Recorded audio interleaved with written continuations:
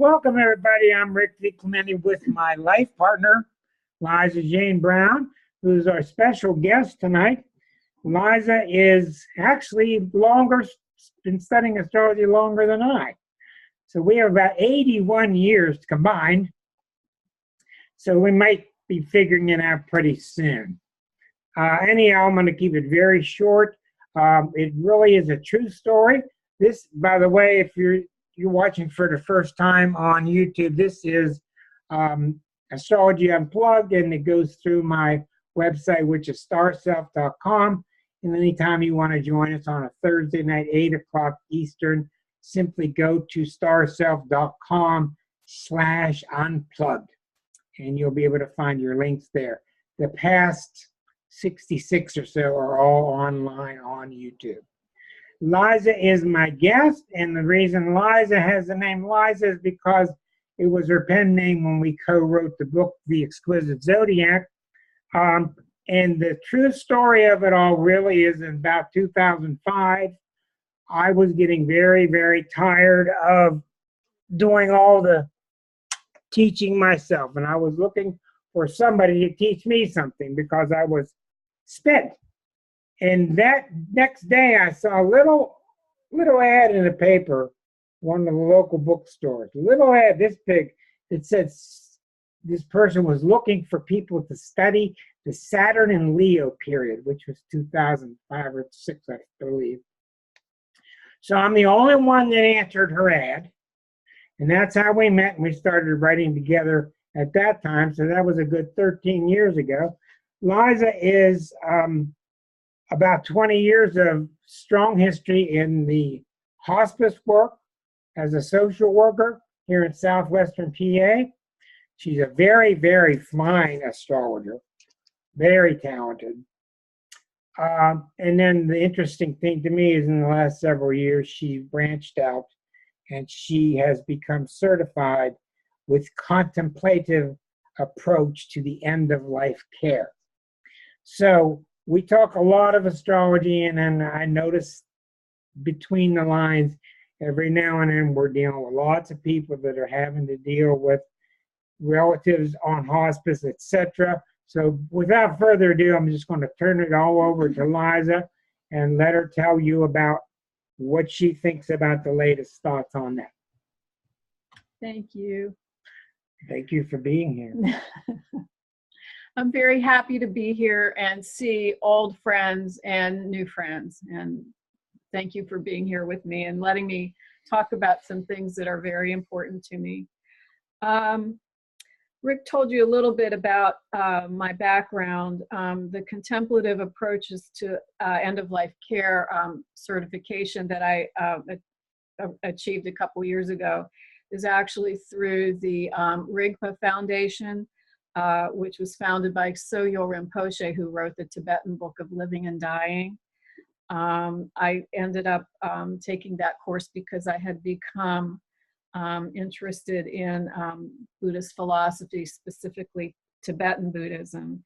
And if you know, you all may know more about all of this that I'm talking about than I do, and I'm interested in hearing about that after I'm done. But if you know anything about Buddhism, the cycle of life and death is very important, and Buddhists feel that they're always preparing in life for their physical death and whatever happens beyond. So that's all been very important to me and a big influence to me. In addition to my work and experience as a hospice social worker. But I think it's important to say that astrology has always been a gateway to me for my work, personal work and spirituality and consciousness. Back in the day when we first started in the 70s, it wasn't that easy to get around, and we didn't have internet and all of the social media. So we were lucky if we had a book to study at a time and work from there. And I was somebody who connected the dots. If I saw somebody who was mentioned in a book to read, I tried to get that book and read that one and then move on and on and on. And that really did lead me to learning so many things and developing spiritually and in a conscious way. So tonight I wanted to talk about subjects of death and dying and grief from my perspective and what I feel I've experienced in my work. And I've boiled that down to about 4 categories. I wanted to talk about our human past in relation to those subjects and some astrological correlations, and also our human present and future, specifically about my direct experience with hospice programs. So let's see. And I'm like Rick, I do use notes, so please bear with me on that. I'm going to give credit to a lot of sources for some of these ideas that I'm going to talk about. And at the end of the program, I'll read a list of some of the books that have been very important influences to me, if you're interested in that. A lot of what I'm going to talk about now about our human past was all revelation to me in reading the work of Richard Tarnis specifically and Charles Eisenstein. And if you guys know me, you know I talk about these authors, and Rick talks about them all the time. Richard Tarnis wrote Passion of the Western Mind and Cosmos and Psyche, and Charles Eisenstein wrote a wonderful book called The Ascent of Humanity that some of these ideas are from.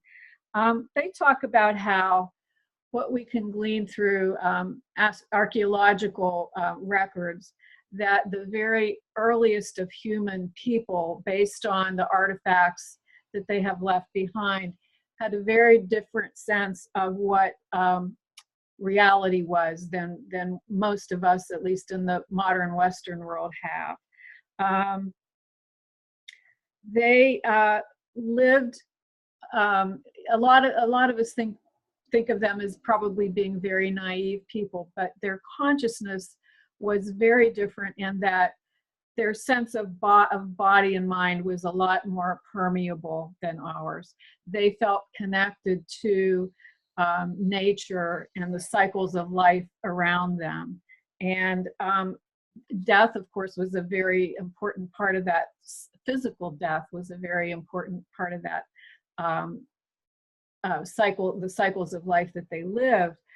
But they were so much more in tune with nature, things that we consider now to be inanimate and not have consciousness, like the rocks and the plants, in addition to the animals and the wind and the rain and the weather and the sky and the planets and the sun and the moon especially. I mean, they didn't have TV back then. You know, what did they do but, you know, sit around even after they developed fire and say, oh, look, the last time that quote star was in that place there, the same kind of thing was happening. You know, they were able, those were probably the early astrologers back, astrology probably started way back then. So they paid attention to all of that. And they invoked we would say that they invoked certain spirits, you know, healing spirits or spirits to help with helping them find food. Because in the early stages, people were hunter-gatherers for the most part, and they would just walk around or lead a nomadic life and find what they needed to survive along the way. So it was a very different way of living at that time. And they really probably had a sense of consciousness that, again, was not really tied to the body and the brain. And they realized, they had a sense, from what we can tell, that there were many things going on that we can't necessarily, that we can feel and understand, but we can't necessarily see.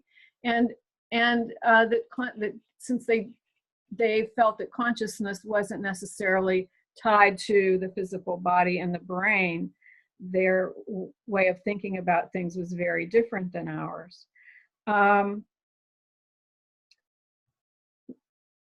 What happened was that we became farmers at some stage in our evolution.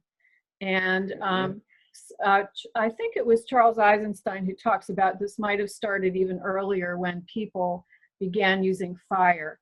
But with the use of fire and the development of agriculture, we split.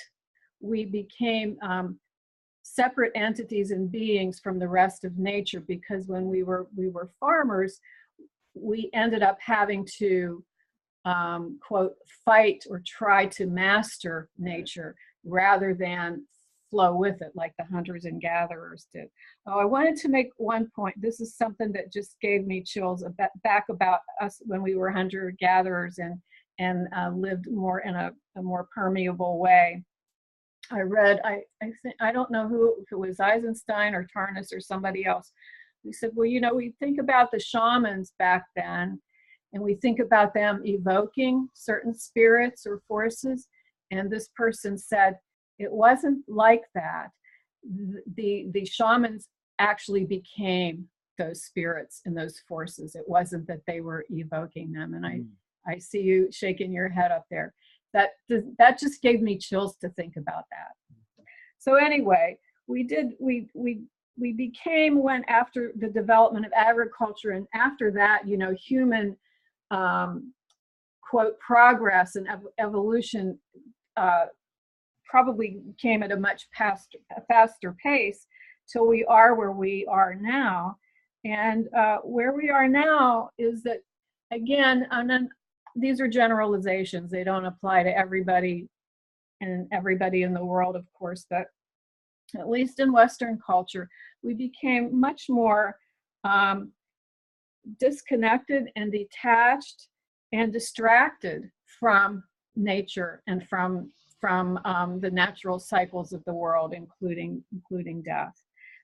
So that our feelings about death, especially since like about the 19th century, have been very different. I think until the 19th century, we weren't quite so industrialized, and people were more in touch with the natural way of living and being than we have been in more recent times. You know, people died at home. They had their funerals at home, and then with the onset of you know, more people living in cities and maybe pulling away from their religions and other kind of cultural factors, we started sending people to the hospital more often to maybe get what people to get life-saving treatments. Or if those didn't work, then people died in hospitals, and then they went to funeral homes when they died. So we kept becoming more and more detached from that process. And I think in a lot of ways, you can say that we probably became more fearful of death.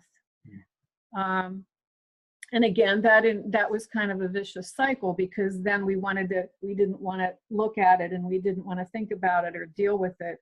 And so all of those fears and thoughts, you know, were suppressed. And of course, you know, when we suppress things, they come out in very weird ways. And when you think about the frantic lifestyle that a lot of us live today, you wonder how those kinds of things are really related. So that's kind of where we are now. I did want to talk a little bit about astrological thoughts about death and dying. We talked about how in early days people noted the cycles of the planets. And I will say that astrology is, as Rick and I would both say, is one of the ways that if you study astrology, to get back in touch with all of those cycles that we talk about. I remember my first introduction to astrology was through my great-grandmother. She was born in the late 1800s, and she had a sister who actually lived, I think, in Chicago, who was very rare in those days. She was a businesswoman, and she actually consulted an astrologer for her business. My great-grandmother, she always lived in the country and never had a city life, but I remember her planting her garden according to the Farmer's Almanac and the phases of the moon. And her gardens were just amazing. That was really my first introduction to astrology. And then my great-grandmother's daughter, my grandmother, she was very interested in astrology. But she was a Gemini, and she couldn't hang on to study long enough to actually become proficient in it. But she was always very interested. And then my mother and her sister, my aunt, were also very, very involved in astrology. So I come from a lineage of at least people who were interested in astrology. But in the astrology that Rick, I know Rick has talked to you for a couple of years now about the planet Pluto and about the whole cycle of death and rebirth. And Pluto is certainly a planet that we study astrologically that has mostly to do with those subjects and with rebirth and transformation. And then there's also Saturn, who is also been associated with death from the beginning of time, because Pluto wasn't even discovered until the 30s. Grim Reaper. Yeah, the Grim Reaper. It has to do with it can have to do with beginnings and endings, as Pluto does, certainly endings and finality. But it's important to know, which I know Rick has explained to all of you, that there are many deaths and rebirths through life, not just the final physical death. And Pluto and Saturn have a lot to do with those kinds of things. I wanted to get my hands on a certain book before I spoke with you, but I lent it to somebody and didn't get it back. But it was a book that talked about the many kinds of grief that we go through in our lives. It's not just grief related to the death of a loved one or anticipatory grief for our own deaths, but there's a grief of maybe things that happen over things that may have happened to us in our childhoods, or things that we didn't get to experience in our childhood, and having grief over those things.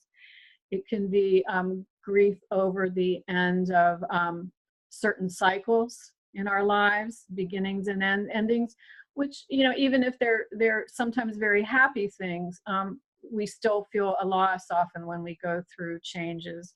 Whether it's, the end of childhood is the end and the beginning is becoming a teenager and getting your driver's license and more freedom, or things that we go through at the ends of relationships, jobs, and other major life stages. We also go through things which I think a lot of us, I bet most of you here, if not all of you, are experiencing, which are grief over what's happening to our planet collectively, and to every being on the planet. Yep. I think a lot of us grieve over that every day now. And also, the book talked about karmic grief. We have grief over what has happened to our ancestors and people who have come before us on this planet.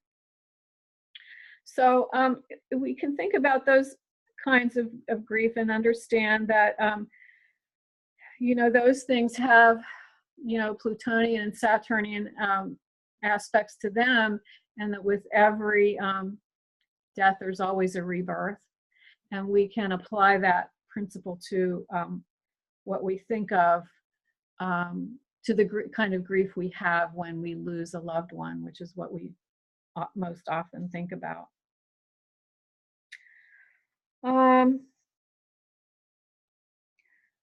There's a book by an astrologer called Aaron Sullivan, which is called The Astrology of Midlife and Aging. And sometime maybe I'll get my things together enough to maybe teach a course about that, because all of us baby boomers are getting are getting older, and I think it would be of interest to a lot of people. That's a she, Erin, Erin Sullivan. She's very good. So she talks about something that I think is something to really think about. She talks about how, at least in, again, modern Western world, we have the benefit of living longer, in better health than people who have in the past, and for even those of us in the Western modern world who don't have a lot of money, we sure have a lot more resources and time than people in other parts of the world or in the past. And she says that what this offers us really is an opportunity to take advantage of the transits of the outer planets, because in older days people didn't live that long. How many people really went through like a second Saturn transit, like Rick's talked to you all about what that's all about, or the transits of Uranus, Neptune, and Pluto. These are the planets, as Rick has talked with you about, that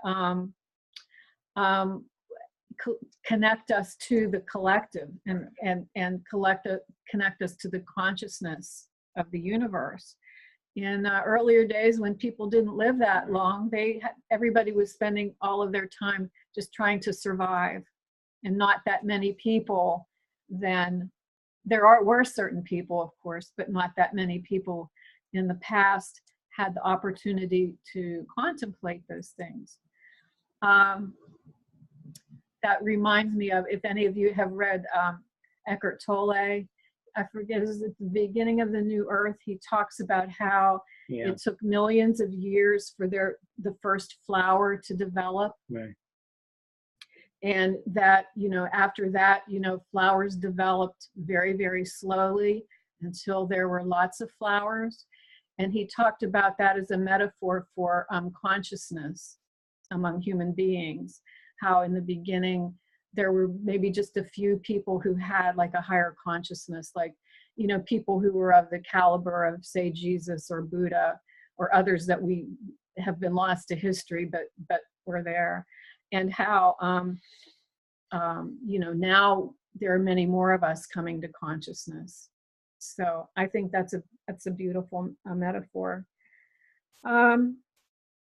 But anyway, Erin Sullivan talks about how we can take advantage of those transits, and I think it's very important that we recognize the wonderful opportunity that we have. The Dalai Lama and Buddhists will tell us that that the fact that we are human, at all, is just like a miracle in the whole universe, and that that this is being a human in any way is a great step toward toward total enlightenment. So we need to take advantage of the opportunities that we have here now, as we sit on, as Rick has talked about, Pluto and Capricorn on the verge of going into Aquarius, which is right on the verge of the beginning of the age of Aquarius, and the chance that we have to make the more beautiful world our hearts know is possible, as Charles Eisenstein talks about. We can think about many things related to that, about the legacy we are leaving as we die to those who follow us on the planet, our children and grandchildren and beyond, and also the work that we can do on our spirit and our consciousness now will hopefully help us to be okay when we finally do experience our physical death, and not to be afraid, and know that other experiences and consciousness lie ahead of us. I have a question for you. Okay.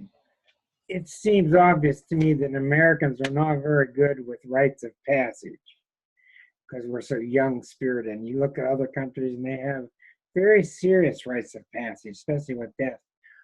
It seems to me that in the 50s or so, we were given to putting our older folks in the hospital, letting the hospital take care of it. Mm-hmm. What has caused this trend over the last 30 years? Just up, more people are going to hospice, and more people are very pleased with hospice. And I know you have all kind of experiences, good, bad, and ugly, with how families deal with it. But what has caused, is that a symbol of our evolution? Well, I think that it is. I think that what I see is that when we started getting, there started to be lots of hospitals, there was a lot of research in new types of medical treatments and surgical interventions that came about beginning, I think, in the 60s, but really ramping up, I think, in the 70s and 80s. That was like probably the high point of people going to the hospital and having those kinds of treatments. And anybody who was sane when these things were offered to you said, well, sure, I'm going to try that, if that's going to prolong my life. We just, again, had maybe lost that sense of, connection with the whole cycle of life and death. And that seemed like a good idea. I mean, the future seemed shiny, at that time, and pretty and perfect. And we wanted to live longer. But I think, after, people experiencing those kinds of things for a while, they started to realize that maybe their lives had been prolonged, but that not necessarily the quality of their life had been prolonged. And of course, that's not true in all cases, nothing is. But I think generally people were finding, that they could live longer with things like cancer or lung disease or heart disease or all of that. But that was the age of like heart transplants were being developed and everything. But I think people started to say, well, if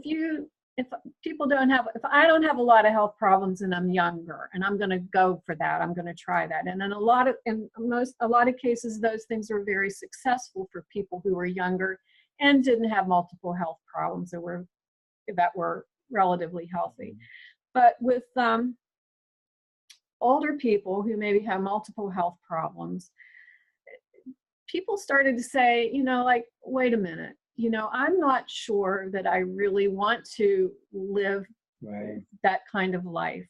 People started to make, I think, more better decisions about whether to do those kinds of procedures and whether not to. And of course, the people that I work with in hospice are people who have come to the stage where they've made the decision, or loved ones have made the decision for those who can't make them for themselves, that no, they don't want to prolong a life where people are maybe going to be on feeding tubes for the rest of their life, or they're going to be having to rely on machines to breathe for them, and they're going to have to be in bed, or that their mental status does not allow them to enjoy life anymore. So modern hospice was really started in England, I think, in the 1970s, if you've heard of Cicely Saunders. Oh, really? Yeah. Am I answering your question? Yeah. I'm amazed that so many people I've gotten to know, they enjoy working in hospice. They feel, even though very difficult decisions you deal with, tough stuff. Why do people feel so fulfilled working in hospice? That's a good question. Well, I can just tell you, I didn't set him up with these questions, by the way. No.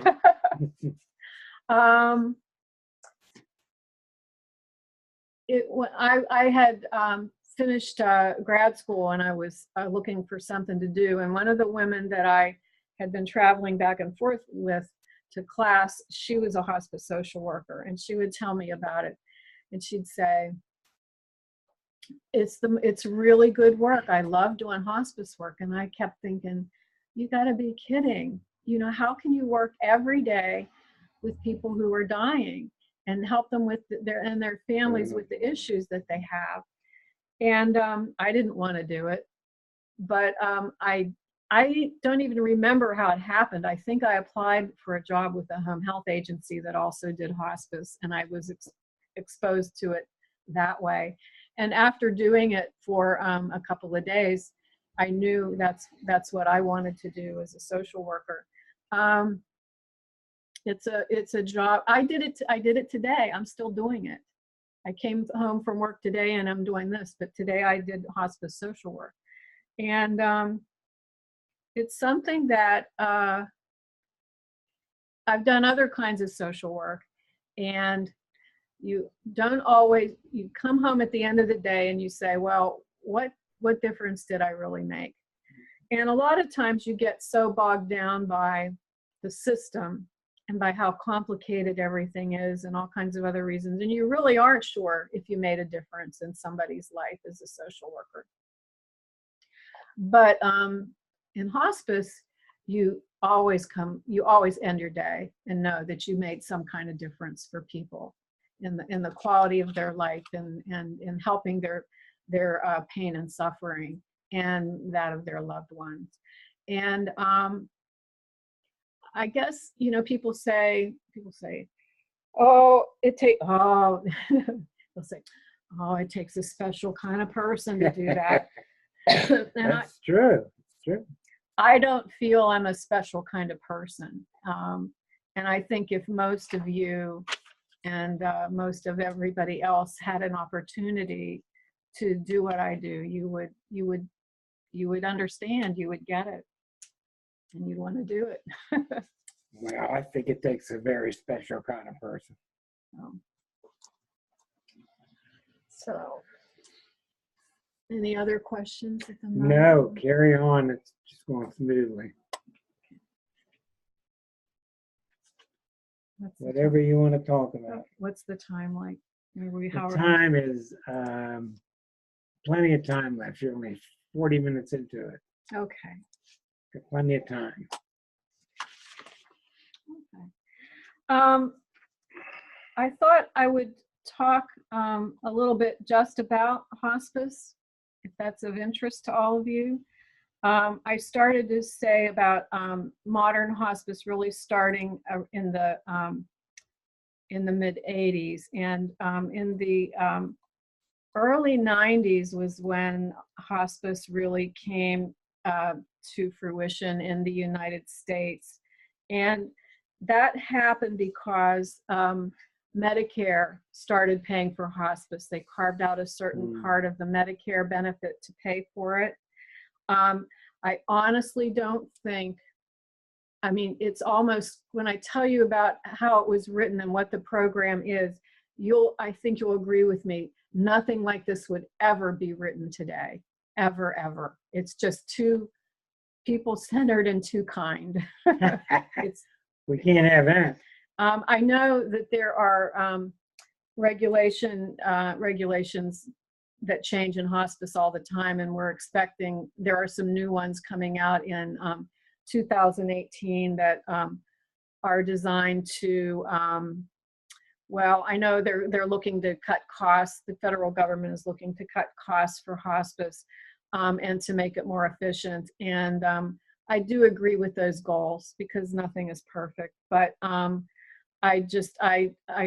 hope that they don't try to cut too much, because it's such a 60s, 70s kind of program. It's really So great. Was a big part of this to free up beds in the hospitals? To lower the cost for Medicare in the hospitals? Was that a big push for it?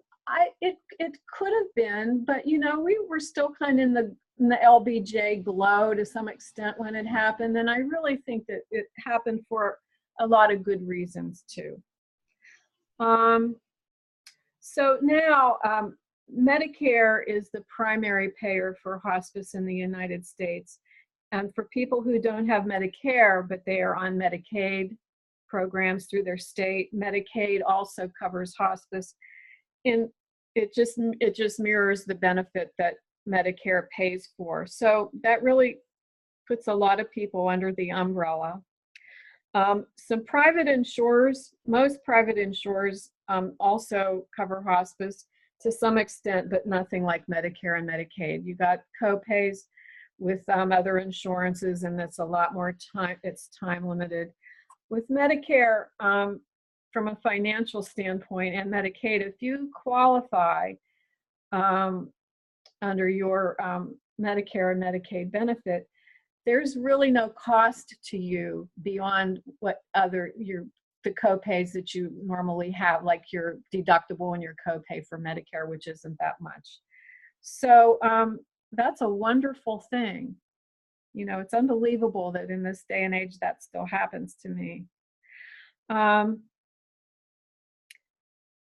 The program is geared toward people who are terminally ill, who two physicians need to say that a person has 6 months or less to live is their best guess, although many people have been on hospice benefit for years. That's one of the things I bet they're going to start looking at pretty closely.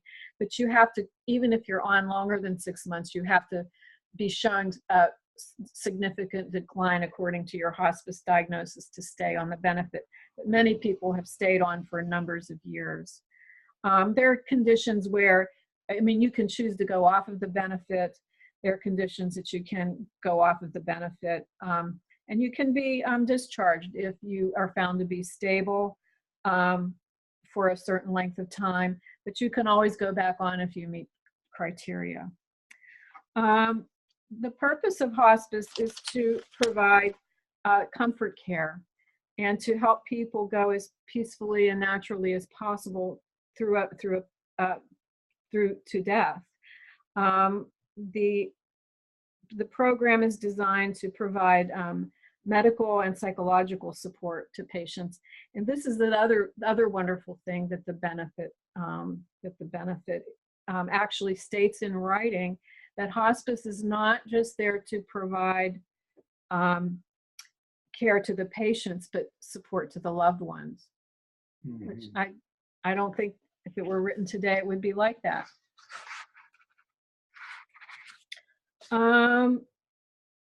Hospice care is provided by a team of people. We think of the patient's family and caregivers and the patient themselves as part of the team. But from our end, it includes a medical director. It includes the nurses. It includes social workers. It includes chaplains. Do you believe it actually includes chaplains in the benefit? And aides and volunteers. So all of those have a role in hospice, and it's definitely a team approach. I have worked in other settings where we were supposed to be working as a team, but it never really worked out that way. Usually the doctors dominate the teams, or the marketer dominates a team or something like that. But in hospice, I just had a hospice meeting this morning, and there's a member from each of those disciplines on the team, and everybody speaks up about the patient, and we try to figure out, what we're doing well, what we can do better to meet the needs of the patient and the family. And then we go out and we do that, and we get together every 2 weeks and discuss what's going on with each patient. Again, that's pretty phenomenal to me.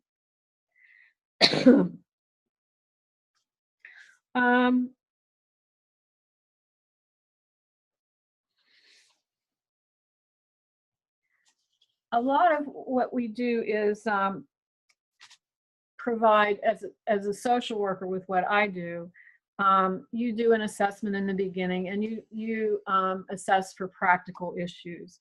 Are people having trouble with getting transportation? Are people having trouble getting enough caregivers? Are people Do people have enough money or resources to have enough food in the house?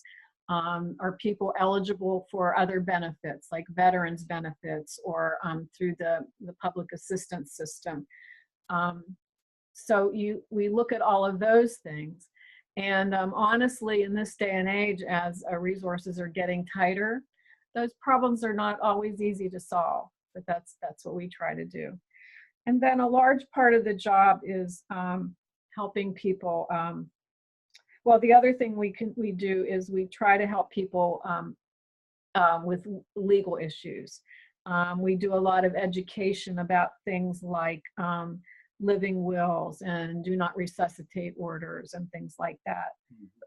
By the way, if any of you are interested in doing that, or any of you familiar with the 5 wishes document, it's like a living will. So it's a really good document, and if you're thinking about doing something like that for yourself, Google that document and get a copy, because it deals with other things other than, it does deal with what kind of medical treatment you want end of life, but it deals with a lot of psychosocial and spiritual issues too, about what kind of care you want to have toward end of life. So that's a really good resource for you and your loved ones. So we help people with those kinds of things, and we help people, educate people about what is a do not resuscitate order, what is a living will, what does that mean, and then we help people to fill those out.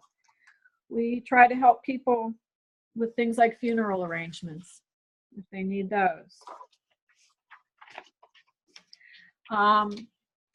We do a lot of just sitting with people and holding their hands and being with people, and that's something that practice was really deepened for me, even after all these years as a hospice social worker, by going through the Buddhist training that I went through, and through the meditation practice that I do. And it's practice because it's certainly not perfect, but it's something that I think we can all benefit from. But being able to just sit with somebody and be a compassionate presence. I'm going to insert this here, and I think it's important. I'm sure everybody sees this now and then. Liza is an expert at being quiet. When I am upset about something, she'll know when to say something, but more importantly, she'll know when to just sit quietly and let me be with it. And you know, sometimes it can be really irritating when people try to dive in. Well, let's fix this. Let's do this. And what do you about this? And sometimes it's just a great thing when she just sits there and she just sits quietly. It's very wise. I know it's very much recommended by Ram Dass and all the years of work he did with the dying. But I wanted to ask you, with this contemplative care approach that you learned, after you, I mean, I'm too close to it. You had your long career here, then you studied that. What happened to you when you went back to work? What happened to you when you went back to hospice after you had that training and you learned to see on a broader spiritual scale? Well, I just was able to, well, the training that we went through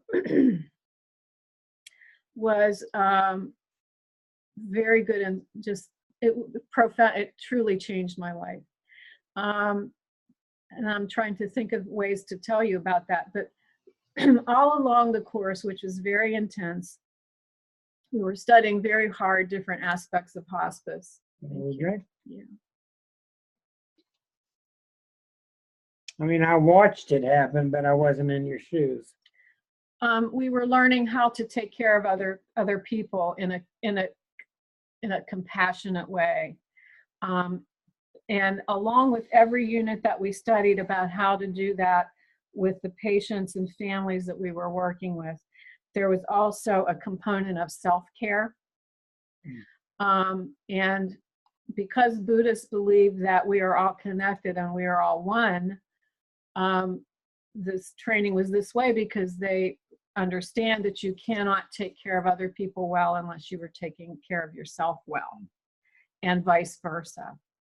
And so it was such a a deeper realization of that oneness, and knowing that we are all connected, and such, you know, that you practice loving kindness toward yourself. It's much easier to practice loving kindness toward other people. And I just can't tell you, it was almost like magic, putting these practices into practice, to be able to sit with somebody and feel active compassion toward them, and see and experience the difference in the other person as you're sitting there doing that. Yeah, you've often told me the stories. I wish you would share with them these stories where I remember Wayne Dyer talked about this kind of thing, where you're in the grocery line and the mother's yelling, screaming her brains out at the kid and pulling out her last hair, and he would just go stand next to the mother and just send her positive thoughts, and then watch the whole situation calm down. Can you share with them maybe a story of that kind of silence in your arsenal? Well, it happens all the time. Again, I don't think I'm a special person to do this work. I think this is something that we all do, and we can all, including me, do better. But just today, there was a lady who has been actively dying for a couple of days, and her family is they promised her that she would not die alone, so they're taking turns staying with her pretty much 24 hours, and her family's all older themselves. And I've been going in at least every other day, if not, 2 days in a row the past week or so, and spending some time with them. And they need a lot of reinforcement and education about what the patient's going through. She's not in any pain anymore. She's not conscious. So thank goodness for that. She's peaceful and comfortable. But I just did what I learned to do, which is be deeply present and compassionate for them. I don't know how else to describe it. I don't think you have to. I've witnessed it. And when I was leaving today, and this often happens, we were just hugging each other, and they thanked me for just being there. There are a few practical things I could do for them at this point, other than just be there with them and not be judgmental, and not try to say platitudes and say that, just trite things, but just to be there and hold their hand, give them a chance to reminisce, put their lives in this lady's life who's passing away in perspective, and to see the meaning in all of this by talking about all of this.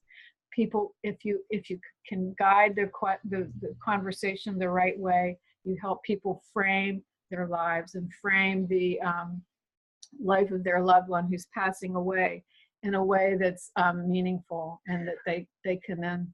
I think you're a whole lot more special than you think, and I want to open this up and keep the tape rolling. I want to open this up to questions, because I can feel people have lots of things to say. But I want to give you a story just from a couple nights ago. She and I were in this restaurant, and sitting in the corner in the booth by himself was this little old man that 9,000 people would walk right past. I didn't know him. She knew it. She made a big deal. She went up and sat with him. He lit up like a Christmas tree. Well, how are you? How are you doing? Etc., etc. And when you go home, remember that I love you, and holding his hand is special. And I mean, I just felt so overwhelmed at the giving that she did to somebody like that. And to me, it's remarkable. And to me, you can have a huge impact on somebody's life like that. So you are very special. And I want to thank you for being here by turning the microphones on and letting everybody, and I want to try to get everybody a chance here. So if you have questions for her, if you have comments that you want to go into, unless you have something else you would like to finalize. Just one thing. I did tell everybody that I would mention some of the books and authors and speakers that I've found very meaningful to me. And we could probably send them this somehow. Well, we can. Okay, but I'll go through it. I know a lot of you are familiar with the name Richard Tarnis, Tarnas, and his books, A Passion of the Western Mind and Cosmos and Psyche. He's also online and has a journal that comes out every once in a while. He has an internet presence. And he is a philosopher who writes a lot about consciousness and, of course, from an astrological perspective. And especially wonderful in talking about the outer planets. Yeah. And then there's Charles Eisenstein, who wrote a book called, he's written many books. He also has a great online presence, and he has another book coming out very soon, which I can't remember the name of it, but The Ascent of Humanity is one of his books. And also The More Beautiful World Our Hearts Know Is Possible, which I just love that title. And then I had mentioned Erin Sullivan in her book on the astrology of midlife and aging. Thomas More, I don't know, he's written a number of books all about, he's a former priest and he's a psychotherapist. He's getting a lot older now, but he's written a lot of books, including Care of the Soul, and another book whose title I really love called The Re-Enchantment of Everyday Life, where he talks about ways to just kind of energize our souls and our lives in very wonderful ways. David Hawkins is another author that Rick and I are fond of. He's written a series of 8 books, mostly about consciousness. He started with Power versus Force was his first one. Then he wrote 8 more in a final 9th book. And then Stanislav and Christina Groff, Grof.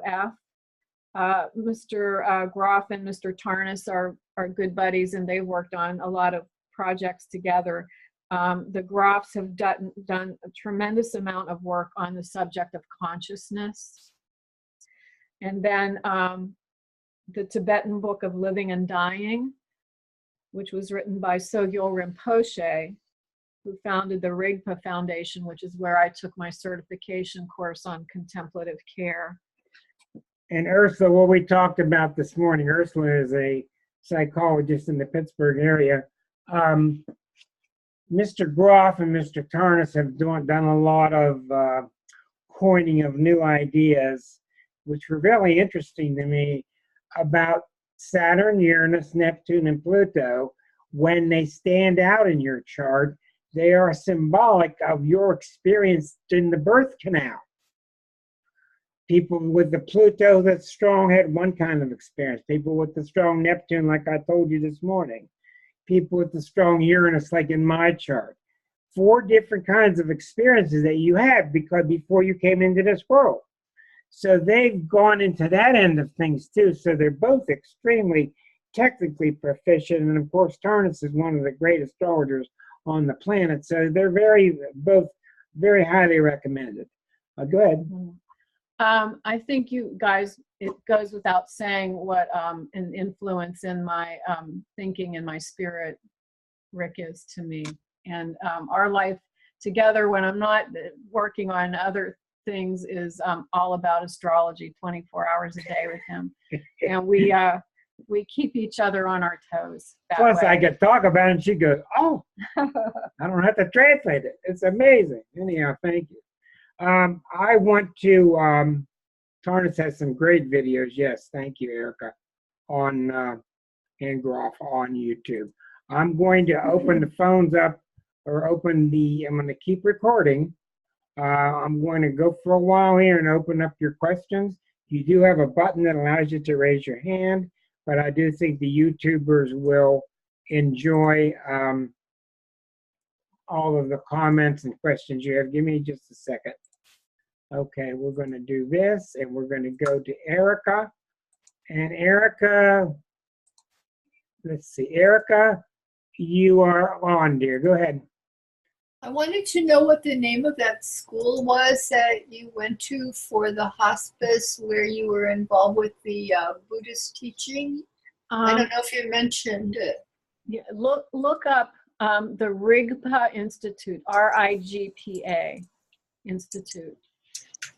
That's a Buddhist organization that was founded by Sogyal Rinpoche with the blessing of the Dalai Lama. They're both Tibetan Buddhists. And Sogyal Rinpoche and the organization, they sponsor many different kinds of trainings and retreats, most specifically on the subjects somewhere of death and dying. If you haven't noticed, Okay.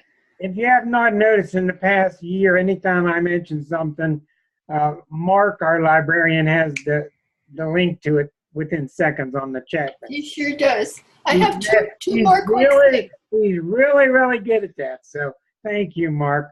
Elke, yes. Can I say two more things? Yes, Erica, go ahead. I sure wish that my grandmother had had hospice, because she passed away in 1990 and she was afraid to go to the hospital. She said if she went to the hospital, she was not going to leave. She was going to die.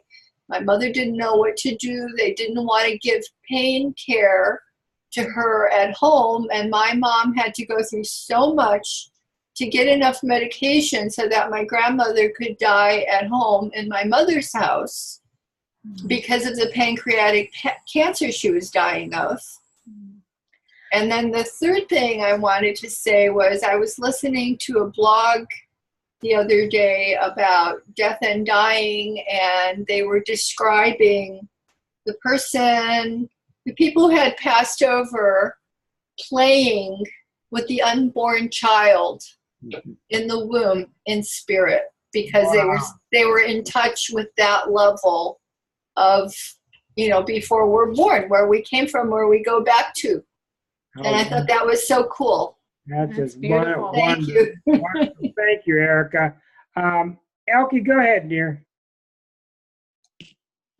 Thanks, Liza. This was just fascinating. So, and Rick, I'm not sure about the program. I would love to take that program. I don't know if they have it here, but if they don't have it here, can I come and live with you while I take it?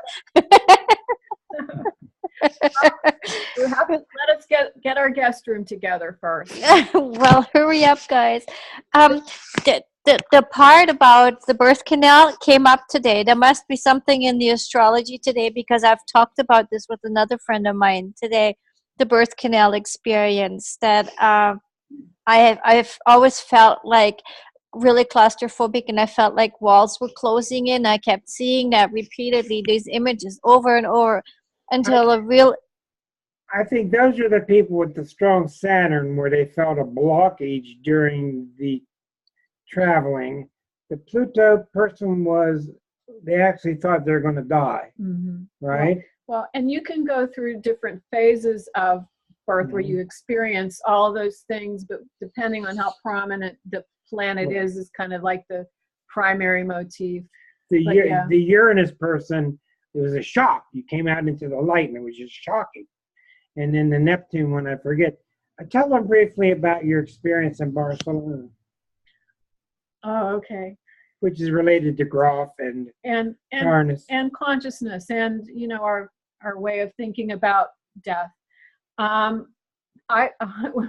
did a workshop a number of years ago where I actually went to Spain to do it. I didn't have the money at the time, but I found a way, and I'm so glad I did. But it was actually a combination of astrology, which was taught by one of Tarnis's proteges, and what's it? I can't forget, Stealth breath work. But yeah, a breath work technique Matthew Stealth. that that Groff and his wife had developed, which is a way of promoting experiences of higher consciousness through a breathing technique, as opposed to using any kind of substance. Rebirthing is similar. Yeah, like a rebirthing. Not exactly, but similar. Yeah. But you went back through chanting and repetition and re-experienced the birth moment. Well, or some people did. Some people, what you experience, they say, is what you need to come up, whether it's your birth experience or other things. This is something you can look up to, holotropic breath work, HOLOTROPIC breath work, which is a technique developed by Stan and Christina Groff. And there are, whatever you experience, you need to experience, and it can be very, very, very intense. Ursula, dear, what are you finding with your, it's Cosmos and Psyche is the book, but the program Ursula's taking is held by Groff and Tarnis online. It's the reverse. It's called Psyche and Cosmos. What are you experiencing in that online class?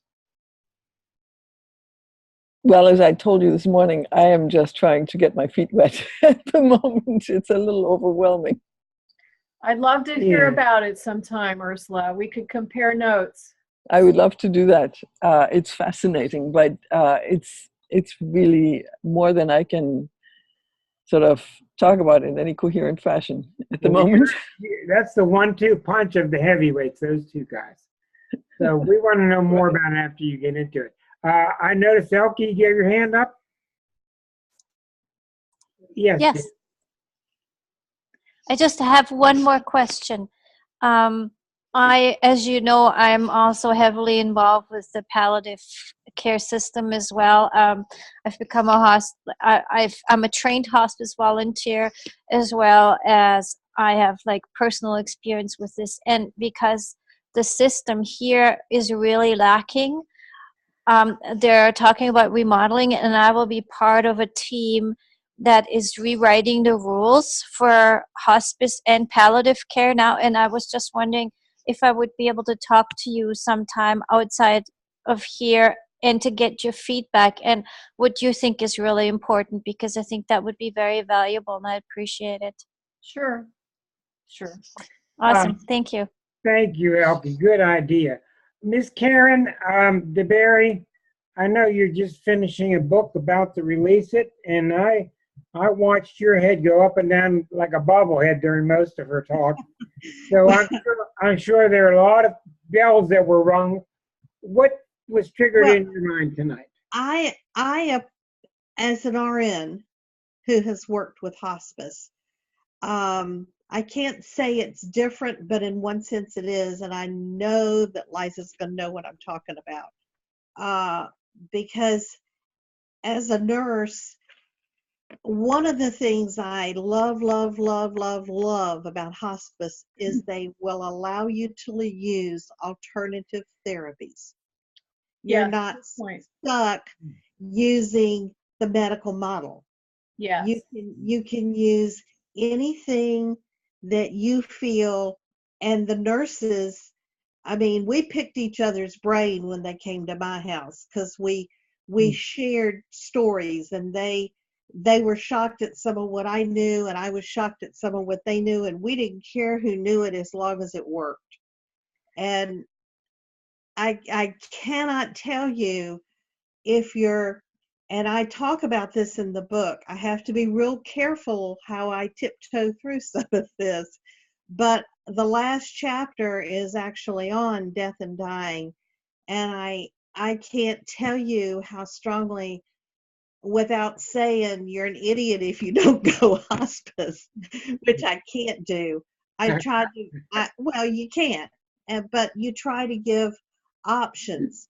But there's something really unique about my background, and that is almost everyone in my family on both sides died at home. Yeah, that's real. My great grandfather was 98. My great grandmother was 101.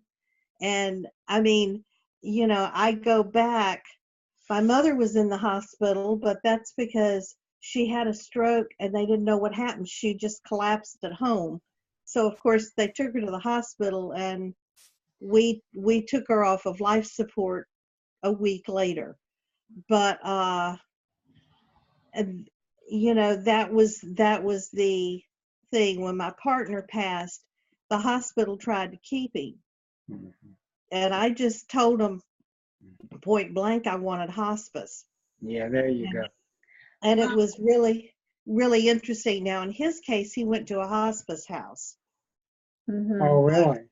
Well, you have to remember, he was 6'3", and I was home by myself.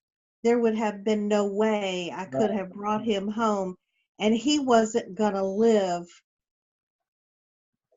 I was surprised he lived as long as he did. He lived, I'm trying to think, I think he went into hospice on Wednesday afternoon and died the following Wednesday. You make a couple of good points, Karen. Number one, hospice can be done in any setting, really, at a private home, a hospice house, a personal care home, a nursing facility. So all of those places are considered people's homes. And often it's very, very hard for people to try to take care of somebody at home alone. It's not like we're living in 3-generation families anymore, where there are always people there to take a turn. It's sometimes you just cannot do it by yourself. It's just not possible. The other thing about alternative therapies is very true. You can get pretty creative, but if you're doing something that's considered quasi-medical, you still need a doctor's order. Like if you want to use like flower essences or essential oils or things like that, and you're really supposed to get the doctor's okay to do that. And usually they will. There's not a problem. And you probably asked forgiveness rather than permission, huh? Hey, Sandy, I see that your hand is raised. Are you on a telephone? One of the 412 numbers? I don't see Sandy's picture here. Sandy Ash? Yes. Is that you? That's Hear me? it's Ruthie. Oh, hi, Ruthie. Can you hear me? Hi guys. Hi, Ruthie. Sandra Ash is I the think one I who have raised her hand. I'm going to go ahead, since we're getting the static, I'm going to go ahead and say goodnight to our YouTubers. Thank you, and then we can continue. Thank you for being with us on YouTube. We'll see you next week.